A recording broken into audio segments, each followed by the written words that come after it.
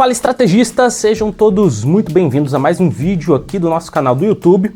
Bom, nos últimos meses recebemos muitas mensagens falando sobre como o mercado está ruim, que ele não está andando, não está indo para lugar nenhum. E de fato, se pegarmos os últimos 4 anos, o índice Bovespa subiu apenas 4%, enquanto o índice S&P 500, que representa as 500 maiores empresas dos Estados Unidos, atingiu novas máximas, subindo aproximadamente 52% no mesmo período. Mas o que tem impactado o nosso mercado e quando será que ele voltará a subir? Será que o mercado americano está realmente bom ou são apenas algumas empresas que estão puxando o índice lá fora? Vamos falar sobre isso aqui nesse vídeo e qual gatilho que eu acredito ser primordial para que o nosso mercado volte a subir com força. Antes de mais nada, já deixa o seu like no vídeo, se inscreve no canal se ainda não for inscrito, porque isso é muito importante para que esse conteúdo possa chegar para mais pessoas.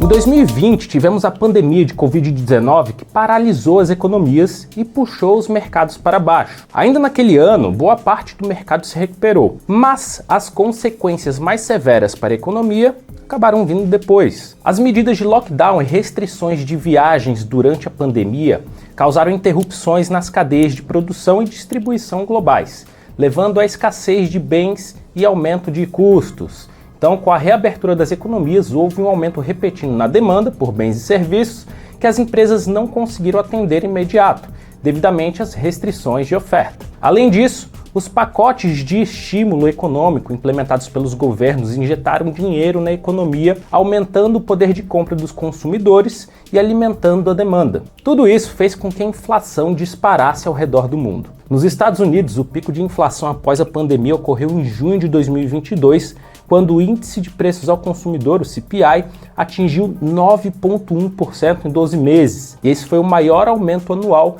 desde novembro de 1981. Na Europa e em outros países, a situação foi semelhante, levando os bancos centrais ao redor do mundo a aumentar seus juros para conter a inflação. Desde 2001, juros nos Estados Unidos nunca estiveram tão elevados quanto quando começaram a subir em 2022, atingindo um pico em julho de 2023. Falamos especificamente dos Estados Unidos porque é para lá que o capital migra quando os juros em outros países não são tão atrativos quanto os do mercado americano. Mas a mesma movimentação ocorreu no mundo inteiro. No Brasil, a inflação começou a dar sinais de arrefecimento, ficando mais próxima da meta estabelecida pelo Conselho Monetário Nacional, o CMN, e a economia brasileira apresentou uma desaceleração, o que também contribuiu para a redução das pressões inflacionárias. Então, em 2 de agosto de 2023, o Comitê de Política Monetária iniciou o ciclo de corte de juros, que estavam em 13,75%. Porém, o Fed continuou mantendo seus juros elevados, diminuindo o diferencial de juros entre Brasil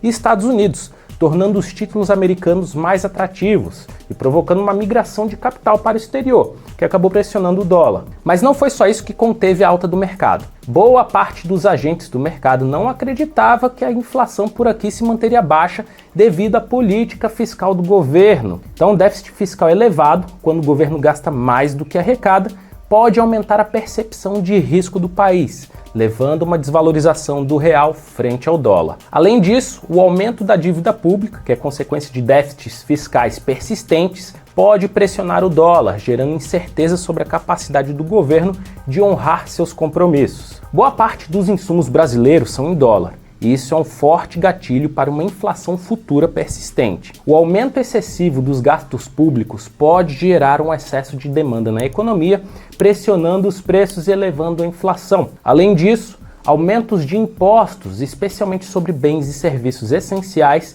podem impactar diretamente os preços ao consumidor, contribuindo também para a inflação. Com isso, os mercados foram pressionados e a economia começou a sentir um peso significativo no aumento dos impostos, que acabam dilapidando a iniciativa privada e, por consequência, as pessoas em geral, já que são elas que realmente mantêm o país. A iniciativa privada é a maior geradora de empregos no país, chegando a quase 38 milhões de pessoas. Se não houver confiança no governo, os investimentos não aumentam e, consequentemente, os empregos e o mercado de trabalho ficam estagnados. Mas o que falta para a nossa economia e os mercados andarem a todo vapor?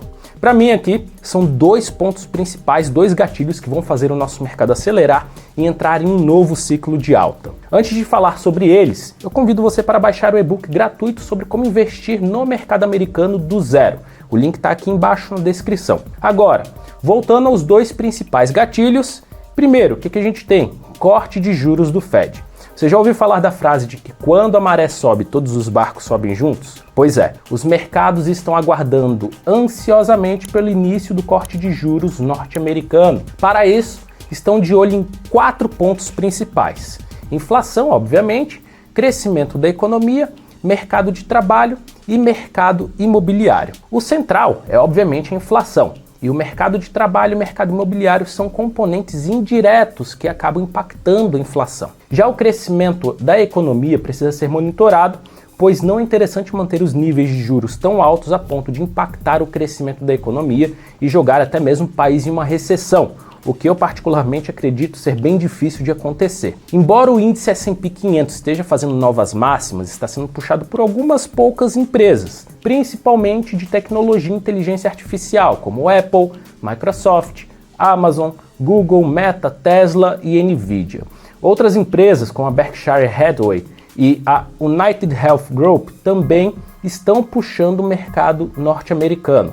Contudo, para o resto do mercado, o cenário é bem heterogêneo. O Russell 2000, que acompanha o desempenho das pequenas empresas, tem apresentado desempenho inferior ao S&P 500, refletindo as preocupações com juros altos e inflação. Jerome Powell e outros dirigentes do Federal Reserve, que é o Fed, comentaram sobre a situação das taxas de juros nos Estados Unidos, e o Powell afirmou que a inflação está diminuindo, mas ainda é necessário ver mais evidências antes de considerar cortes nas taxas de juros. Ele enfatizou que a redução das taxas de juros só acontecerá quando houver confiança de que a inflação está se movendo de forma sustentável em direção à meta de 2% do Fed. Atualmente, a ferramenta Fed Rate Monitor do CME Group indica uma probabilidade de aproximadamente 72% para que a taxa de juros caia para o intervalo de 5% a 5,25% na reunião de setembro.